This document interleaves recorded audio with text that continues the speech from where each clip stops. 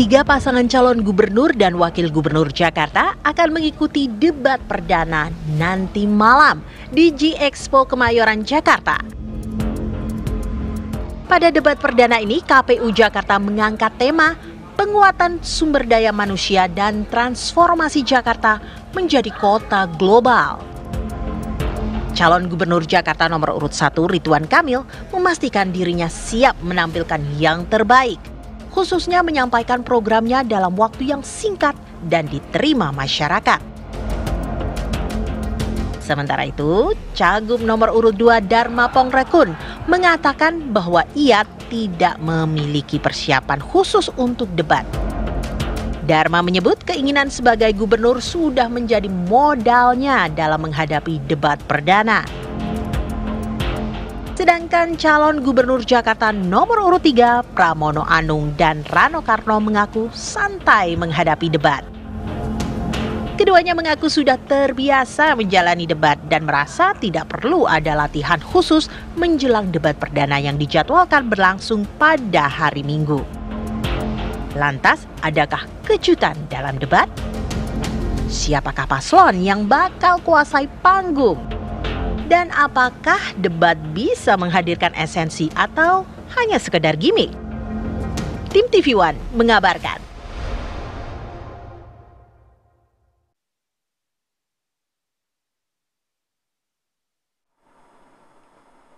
Walaupun sudah bukan lagi daerah khusus ibu kota, tapi Jakarta sebagai kota megapolitan ini membutuhkan penguatan pengembangan SDM untuk menuju transformasi kota global. Itu juga jadi tema kita ya. Betul sekali. Yang menjadi tema debat pada malam hari ini dan juga bagaimana masing-masing paslon dan pagi hari ini akan diwakili oleh para tim ses untuk nanti mempersiapkan debat yang perdana. Ini kan biasanya first impression nih, harus gong dulu nih, harus memikat dulu di awal ya kan. Narasumber sudah kita hadirkan pagi hari ini sudah ada Bang Mulya Amri, juru bicara RK Susunan. Selamat pagi Bang Mulya. Halo Bang Mulya. Selamat pagi. Sehat semua. Sehat semua alhamdulillah. Dan juga ada Bang Aris Setiawan Yodi, juru bicara Pramono Rano. Selamat pagi Bang Aris. Assalamualaikum. Selamat pagi, waalaikumsalam. Salam Jakarta menyala. Ada pantun sudah disiapin sekarang. Ada pantun, tahan dulu. Dan juga kita sudah bergabung bersama Ibu Siti Fadila Supari, Ketua Tim Pemenangan Dharmakun. Selamat pagi. Pagi Ibu Siti. Ketemu lagi. Halo, ketemu lagi Bu. Ya, baik.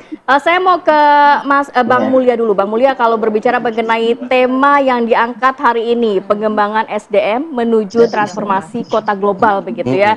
Nantinya kita sudah bisa membayangkan Jakarta tuh akan seperti apa dengan visi misi yang disampaikan oleh masing-masing paslon. Apa saja yang akan dipersiapkan dan akan ditonjolkan pada hari ini? Ya betul, kotanya tema kita adalah Jakarta menuju kota global, tentunya SDM-nya harus nomor 1 juga. SDM di Jakarta harus setara dengan kota-kota besar dunia lainnya. Tentunya pertama dari segi pendidikannya, kita harus pastikan mulai dari awal semua anak itu bisa sekolah. Semua yang di negeri itu udah terjamin. Sekarang yang di swasta sebagian masih mengalami kesulitan. Kita akan pastikan tidak ada lagi yang putus sekolah. Dalam arti gratis atau gimana pendidikannya? Swasta bagi yang bukan kelas atas ya, itu akan gratis. Jadi kita akan pastikan bahwa swasta kan juga bermacam-macam ya levelnya. Kita akan pastikan bagi yang membutuhkan, swasta yang membutuhkan, itu juga sekolahnya gratis sama seperti negeri. Karena swasta juga kan ada yang atas, ada yang bawah juga. Nah ini semua harus kita pastikan jangan sampai ada yang putus sekolah. Sekolah gratis ini sampai hingga jenjang SMA? Sampai SMA.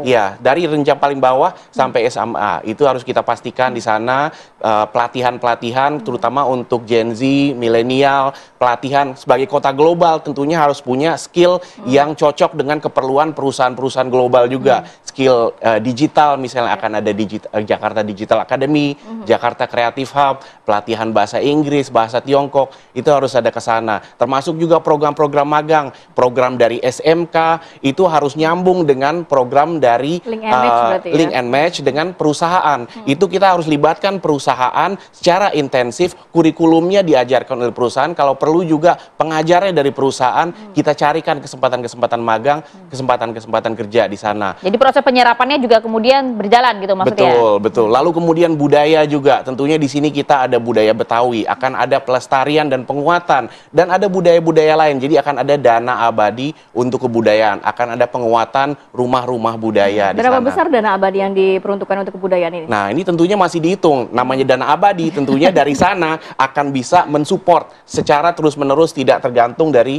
masa kepemimpinan gubernur seterusnya. Oke, sudah siap kalau kemudian nanti di dalam soal anggaran nanti malam ya sama pasal-pasal lainnya iya, ya. itu hitung-hitungannya udah kita siapkan semua. Nah, itu tentunya tadi gender perempuan juga, Pak Ridwan, itu sudah sebelumnya di Jawa Barat sudah ada sekolah perempuan maju, Sekoper. Ini juga akan diterapkan di sini, akan ada zona nyaman untuk perempuan, zona aman. Lalu kemudian juga pelatihan keterampilan dan kepemimpinan juga untuk perempuan di sini.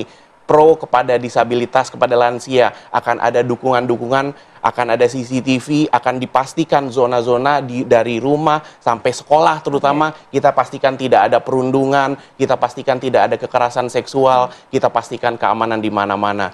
Wifi di mana-mana, tentunya kalau ada CCTV di situ ada wifi, jadi sehingga masyarakat, anak-anak muda, karang taruna, ini semua bisa berdaya semua, aman sambil belajar. Wah, ini di-spill-nya udah cukup banyak nih. Banyak banget nih kayak janji-janjinya ya.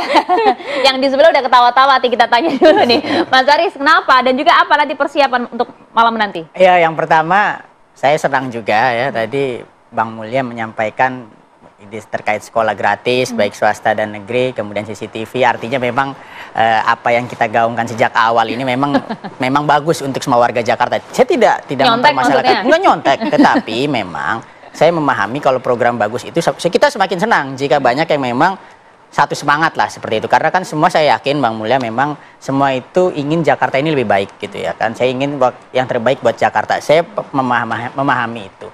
Maka memang kalau misalnya terkait dengan tema dan persiapan debat hari ini misalnya, ini kita moodnya sedang bagus-bagusnya bisa saya sampaikan ya, moodnya baik paslon, energinya masih full gitu ya. Tim pemenangan juga sedang bagus-bagusnya, karena apa? Karena memang kalau misalnya kita refer dari awal pencalonan ini belum ada 1 bulan, kita sudah ada lompatan elektoral 8%. Kalau kita lihat elektabilitas, artinya dari akhir bulan Agustus sampai pertengahan September kemarin ini ada peningkatan 8%. Peningkatan 8% ini karena apa? Kami melihat ada dari 3 hal misalnya. Yang pertama adalah penerimaan masyarakat Jakarta terhadap Mas Pram dan Bang Dul ini yang luar biasa sangat hangat. Kemudian program-program Mas Pram dan Bang Dul yang memang dirasa dibutuhkan masyarakat dan memang pas gitu loh dengan apa yang dibutuhkan masyarakat. Programnya karena Mas Pram dan Bang Dul ini kalau bicara program ini mendapatkan dari masyarakat langsung. Dan yang ketiga ini Mas Pram dan Bang Dul ini juga diterima banyak komunitas-komunitas, juga tokoh-tokoh masyarakat, baik juga tokoh nasional.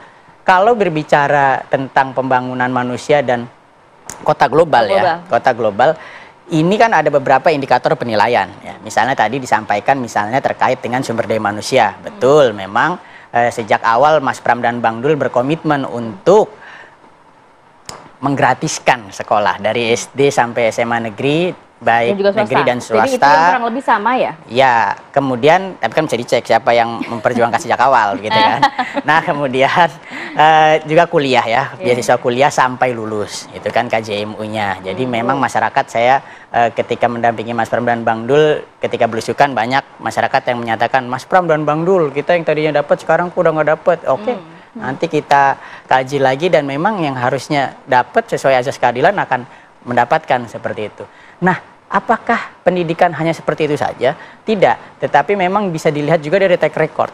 Jangan lupa, Bang Dul sejak tahun 70-an sudah memperjuangkan yang namanya masyarakat Jakarta itu transformasi pendidikannya harus tinggi, Mbak. Maka melalui serial Sidul Anak Sekolahan. Gitu. Bahkan pengakuan itu tidak hanya dalam entertainment saja, melainkan juga dunia internasional. PBB misalnya melalui UNICEF, yaitu kan organisasi yang memperjuangkan terkait dengan pendidikan, menjadikan Bang Dul di tahun 2003 sampai 2004 sebagai duta besar khusus pendidikan.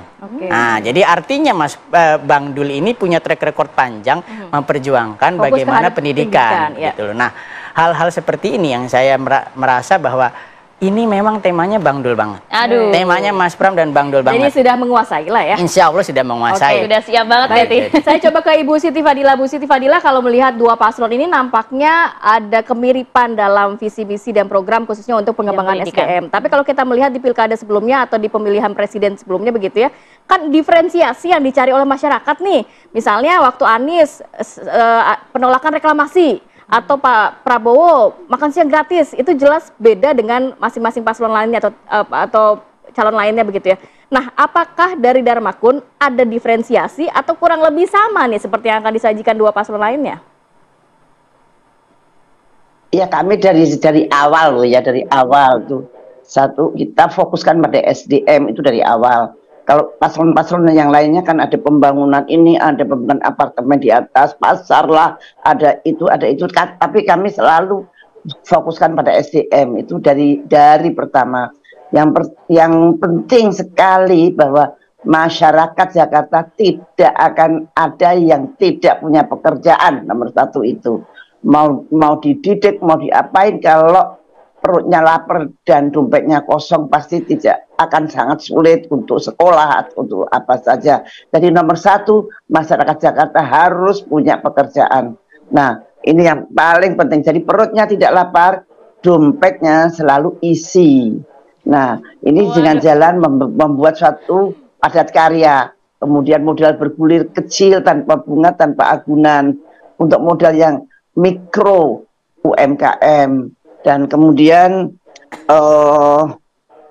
modal bergulir namanya. Dan kemudian pada pendidikan tentu saja kita gratiskan dari SD sampai SMA, bahkan beasiswa sarjana. Karena sekarang banyak sekali di Jakarta itu mahasiswa-mahasiswa yang terlibat atau terikat dalam pinjol karena untuk membiayai kuliahnya. Nah, ini kita berikan beasiswa sampai sarjana. Mudah-mudahan satu kakak mempunyai satu sarjana. Dan kemudian kita sediakan internet 100 Mbps di tiap kakak untuk menopang pendidikan mereka dan keperluan lain untuk kesejahteraan mereka. Tentu saja yang positif. Internet ini tentu saja di dalam kontrol yang baik. Jadi efek-efek negatifnya juga sudah kita perhitungkan. Nah, ini internet ini sangat dibutuhkan pada kota global yang berkeadilan. Jadi masyarakat kecil tidak boleh buta internet. Masyarakat kecil semua tahu tentang informasi. Nah, ini salah satu syarat jadi global city itu adalah informasi. Nah, atau digital. Nah, ini bisa meningkatkan juga, selain pendidikan juga bisa meningkatkan perekonomian. Misalkan ibu-ibu bisa menjadi untuk online, jualan online dan sebagainya. Kemudian kesehatan, BPJS kita gratiskan, kita bayar dari Pemda dan kita sudah hitung itu. Jadi don't worry, kesehatan semua kita gratiskan. Dan kemudian transportasi publik itu sebetulnya kan sudah ada blueprint. Kita teruskan apa yang ada di blueprint itu dan kemudian kita optimalkan. Kalau perlu baru ditambah, dan kita akan fokuskan juga transportasi di sungai. Jadi sungai itu harus bersih sampai kelihatan ikannya, dan kita bikin satu transportasi sungai seperti di Amsterdam itu. Nah, di situ nanti bisa untuk wisata, bisa untuk transportasi seperti biasa. Kami sudah siap dengan teknologinya. Bu Siti, fokusnya artinya adalah pendidikan dan juga lapangan pekerjaan ya Bu Siti ya? Fokusnya adalah pendidikan dan juga lapangan pekerjaan. Janji-janjinya nampaknya manis semua ya Bu ya. Apakah kemudian itu juga nyata untuk bisa diimplementasikan? Kita bahas nanti ya, usai jeda sesaat lagi. Ya, yang